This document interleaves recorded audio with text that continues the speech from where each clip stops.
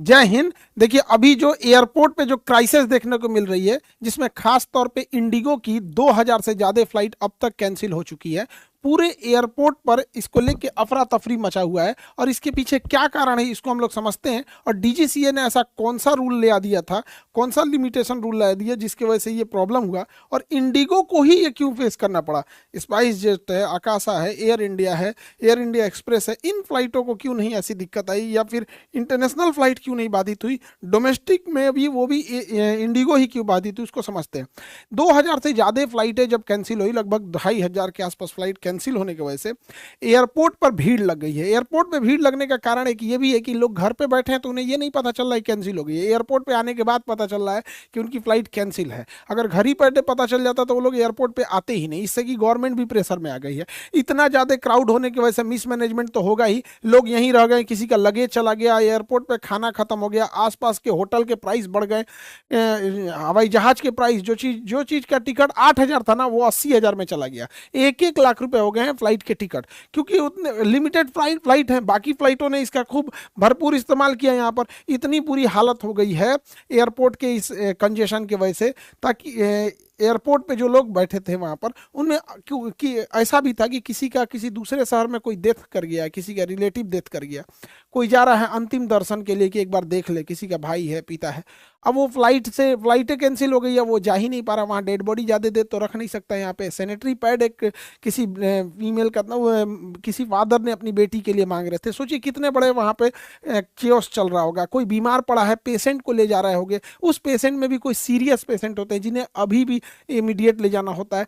हमेशा अमूमन फ्लाइट लोग इमरजेंसी में ही लेते हैं। यहाँ पर किसी की कनेक्टिंग फ्लाइट रहती है, जैसे कोई पटना से गया दिल्ली, और दिल्ली से उसे अमेरिका या यूरोप की फ्लाइट पकड़नी थी, तो यूरोप वाली तो रुकेगी नहीं, कनेक्टिंग के चक्कर में ये चला गया यहाँ पे। एक तो कर्नाटक के साइड में एक थे ऐसे हस्बैंड वाइफ थे जिनकी नई नई शादी हुई थी, रिसेप्शन पार्टी रखी गई थी, वो बेचारे दिल्ली में थे, तो वीडियो कॉल पे सबको दिखाए। ऐसे हाल हो गया। किसी की शादी का मुहूर्त निकल गया, तो बहुत सारा प्रॉब्लम आ गया था इस फ्लाइट्स की वजह से।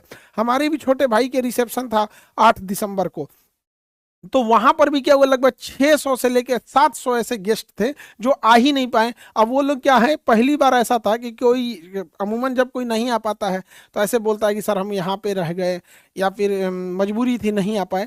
इस बार क्या हुआ मेरे साथ, जिन जो लोग नहीं आ पाए वो अपना अपना फ्लाइट टिकट भेज रहे थे, देखिए सर मेरा यहाँ था, हम यहाँ रह गए।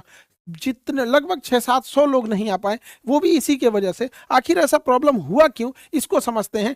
इंडिगो जो है इंडिया की सबसे बड़ी एयरलाइंस कंपनी है, और एयरलाइंस कंपनी पे रूल रेगुलेशन बनाता है DGCA, director general of civil aviation.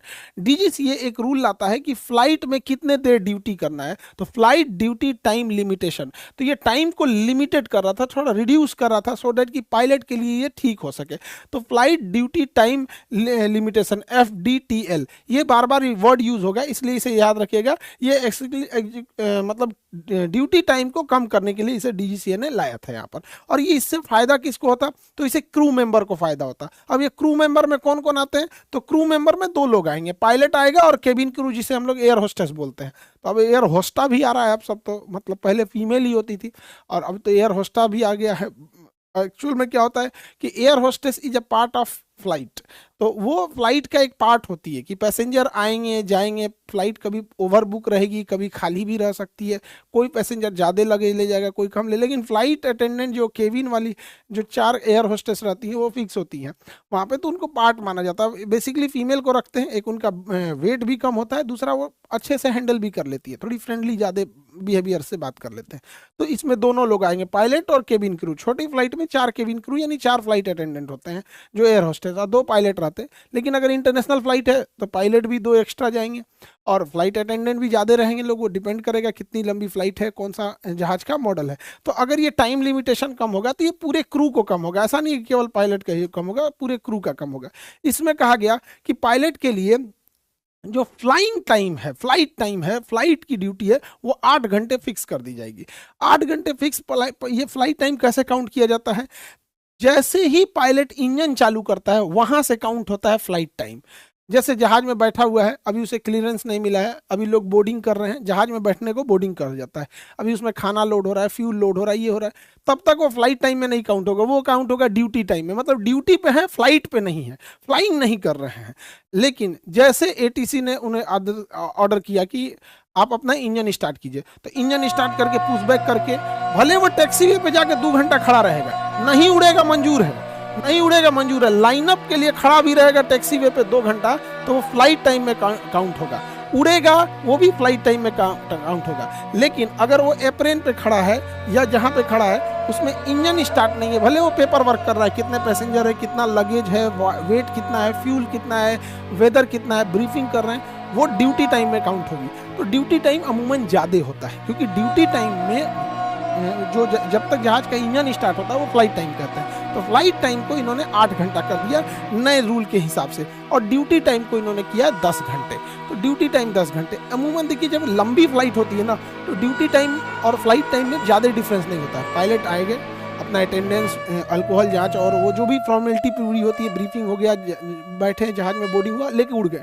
अब उनकी लंबी फ्लाइट ही होती है। लेकिन डोमेस्टिक फ्लाइट में ना फ्लाइट टाइम और ड्यूटी टाइम लगभग दोनों एक दूसरे के, जैसे 5 घंटे फ्लाइट टाइम है ना, तो 10 घंटे ड्यूटी टाइम होगा। क्योंकि जब जहाज उतरेगी, जैसे इंजन बंद हुआ, पैसेंजर बैठ रहे हैं, ये हो रहा है, ये ड्यूटी टाइम में काउंट होता है। तो जैसे जहाज यहाँ पे खड़ी है, तो अभी अंदर टर्मिनल पे पैसेंजर बैठे, ये सब ड्यूटी टाइम में काउंट होता है। ड्यूटी टाइम थोड़ा सा लंबा होता है, जैसे यहाँ पर कोई पायलट आया, जहाज में बैठ गया, अब उसका ड्यूटी यहाँ अंदर वो टर्मिनल पे जैसे उसने साइन इन किया, पेपर वर्क किया, जांच कराया, मेडिकल देखा, ब्रीफिंग लिया, बैठ गया यहाँ पे, उसका ड्यूटी टाइम चालू है।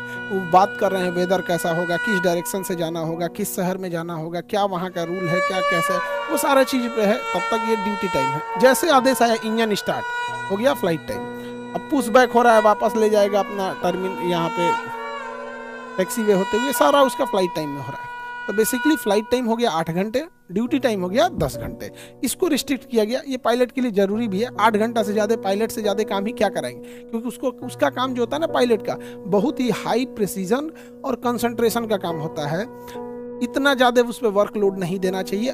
कोई मजदूरी वाला काम नहीं कर रहा है कि इतना हो जाएगा, वो हवा में रह रहा है, उसके पास कोई इमरजेंसी वाला भी नहीं है। अगर वो थक जाएगा तो बेचारा वो अच्छे से वर्क नहीं, डिसीजन नहीं ले पाएगा। इतने बटन्स होते हैं, इतना आजकल ट्रैफिक इतने हो गए हैं, बार बार उसको ध्यान रखना पड़ता है कि अगल बगल में ट्रैफिक कितना है, ट्रेन कितना है, मौसम क्या चीज़ है, कंजेशन कितना है। कई बार तो होता है कि पायलट सोचते हैं, एक बार लंदन से एक फ़्लाइट आ रही थी दिल्ली, एयर इंडिया की थी आई थिंक, हाँ लंदन से दिल्ली आ रही थी।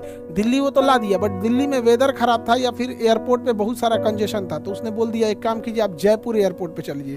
वो पायलट लंदन से दिल्ली आते में इतने थक गए थे कि जयपुर जहाज उतार दिए। उसके बाद जब उनको क्लियरेंस मिला कि वापस लाइए दिल्ली, तो उन्होंने कहा अब हम नहीं ले जा पाएंगे।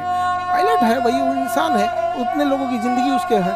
अब इसी में जो था फ्लाइट ड्यूटी टाइम लिमिटेशन में, इसमें कहा गया कि जो नाइट में फ्लाइट उड़ाने की जो है, जो वीकली रोस्टर तैयार होता है, रोस्टर मतलब पायलट का टाइम टेबल, तो उस टाइम टेबल में वो 6 बार नाइट लैंडिंग करा सकता था, 6 बार रात की फ्लाइट ले सकता था 6 टाइम से। उसको घटा के अब 2 बार कर दिया गया, 2 बार कर दिया गया कि रात में 2 ही बार वो उतार सकता है एक वीकली रोस्टर में। समझ के हफ्ते में 2 बार नाइट लैंडिंग कर दिया तो वो उसका कोटा पूरा हो गया। अब इसके ऊपर नहीं ले जा सकते हैं। अब यहीं पे आ जाती है पायलट की शॉर्टेज। ऐसे देखिए, पहले जो पायलट 6 बार नाइट को कर सकता था हफ्ते में, अब वो 2 ही बार कर सकता है। और नाइट की फ्लाइटें बहुत ज़्यादा हो गई हैं आजकल। हर इंसान जो खास करके जो बिजनेसमैन है, वो रात की ही फ्लाइट लेना प्रीफर करते हैं, क्योंकि दिन भर वो अपना काम करेंगे, बिजनेस ड्यूटी जो करना होगा, रात में फ्लाइट लेके चले आएंगे। अब पायलट की शॉर्टेज हो गई।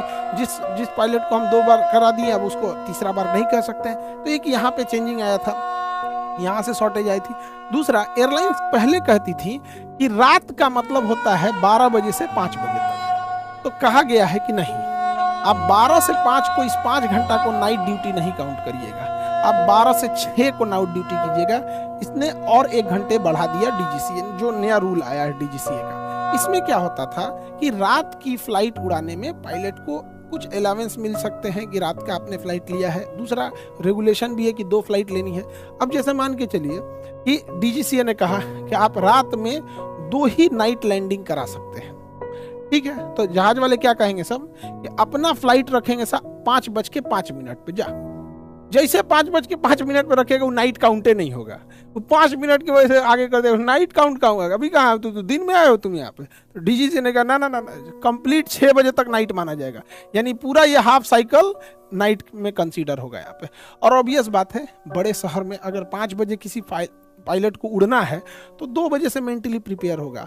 वह उसका घर कहाँ है, फ्रेश होगा, नहाए धोएगा, फिर गाड़ी लेगा, एयरपोर्ट पे आएगा। एयरपोर्ट बड़े शहर में होते हैं सब, ट्रैफिक होगा, क्या होगा, तो इस सबको ध्यान में रखा। तो नाइट जो था पहले 5 बजे तक ही कंसीडर किया जाता, अब 6 बजे तक कंसीडर किया जाएगा। रात में अलाउंस फ्लाइट उड़ाने का ज़्यादा मिलता है, तो दैट उसे इससे भी ज़्यादा फायदा होगा यहाँ पे। ये भी एक बेनिफिट है यहाँ पे। इसके अलावा जैसे आप देखिएगा, अब लोगों को हफ्ते में रेस्ट मिलता है 1 दिन संडे का। बहुत सारे ऑफिस में सैटरडे संडे 2 दिन मिलता है। हम लोग कोचिंग में हैं, हम लोग भी सैटरडे संडे क्लास ऑफ रखते हैं, सैटरडे संडे एक्स्ट्रा क्लासेस चलते हैं। तो यहाँ पे कहा गया है कि भाई अब पायलट को हफ्ते में 2 दिन की छुट्टी देनी होगी। पहले 36 घंटा यानी 1.5 घंटे की छुट्टी थी, अभी 48 घंटा यानी 2 दिन की छुट्टी होगी। अब वो 2 दिन कोई ज़रूरी नहीं है कि सैटरडे संडे, कुछ पायलट को सैटरडे संडे मिल सकता है, कुछ पायलट को मंडे ट्यूसडे। एक ही बार सारे पायलट को भेज देंगे सैटरडे संडे तो पता चला सैटरडे संडे फ्लाइटें नहीं उड़ेगी। वो रोस्टर बाई रोस्टर बांट दिया जाएगा कि किसको कितनी फ्लाइट उड़ानी है। साथ में एक और कहा गया है कि जो रेस्ट का 2 दिन है वो अलग काउंट होता है और लीव का 2 दिन अलग काउंट होता है। सपोज कीजिए कि पायलट फटीक मतलब बीमार पड़ गया, अब वो रेस्ट किया है 48 घंटा अलग है, बीमार पड़ गया, थकान हो गया, उसका सर दर्द कर रहा है, कुछ भी प्रॉब्लम है, तो वो उसने कह दिया कि भैया हम 2 दिन नहीं आएंगे, तो ये 2 दिन उसका छुट्टी में। अब वो कह दिया कि भैया अब हम 2 दिन नहीं आएंगे। सपोज कीजिए कि उसने कहा कि 2 दिन नहीं आएंगे, तो थर्सडे फ्राइडे उसने कह दिया कि हम 2 दिन नहीं आएंगे, तो कंपनी कहेगी कि ठीक है सैटरडे संडे आओ। तो कई बार ऐसा क्या होता है कि किसी पायलट का सपोज कीजिए कि सैटरडे संडे ऑफ दिया गया है, उसका रेस्ट टाइम दिया गया है, और उसने क्या किया थर्सडे फ्राइडे छुट्टी ले लिया फटीक होने की वजह से। तो ऐसा कंपनी नहीं कह सकती कि भैया तुमने तो 2 दिन छुट्टी ले ही लिया, अब तुम अपने रेस्ट वाले टाइम पे भी आ जाओ क्योंकि पायलट की कमी है। ऐसा नहीं होगा। जो उसका रेस्ट वाला टाइम है वो रेस्ट वाला ही टाइम रहेगा, उसमें वो बीमार है या नहीं है। अगर वो बीमार है, फटीक है, थका हुआ है, एक्स्ट्रा छुट्टी लेता है तो उसे एक्स्ट्रा छुट्टी लिया जाएगा। कंपनी डिसाइड करे उसकी सैलरी से काटना है या उसके सीएल से काटना है यहाँ पे, बट उससे दोनों में ओवरलैप नहीं किया जाएगा। दूसरा, हर कंपनी को डीजीसीए को अपने अपने पायलट के फटीक रिपोर्ट देनी होंगे, यानी थकान, बीमार पड़ा, उसका रिपोर्ट देना होगा हर मंथली कि कौन पायलट कितना बीमार पड़ा। एक अमूमन रिपोर्ट के अनुसार 15% ऐसे पायलट हैं जो अभी हवा में उड़ रहे हैं, लेकिन वो शरीर से इतने थके हुए हैं, मानसिकता से इतने थके हुए हैं बेचारे कि वो उड़ाने की स्थिति में नहीं है। यानी ये सारा नियम आया था पायलट को ध्यान में रखते हुए। पायलट एसोसिएशन इसकी बहुत लंबे समय से मांग कर रहा था। इसको कोर्ट के कहने पर लागू किया गया। टोटल 22 प्रावधान थे, 22 प्रावधान में से 15 प्रावधानों को जुलाई में लागू किया गया। तो 22 में से 15 को जुलाई में लागू किया गया।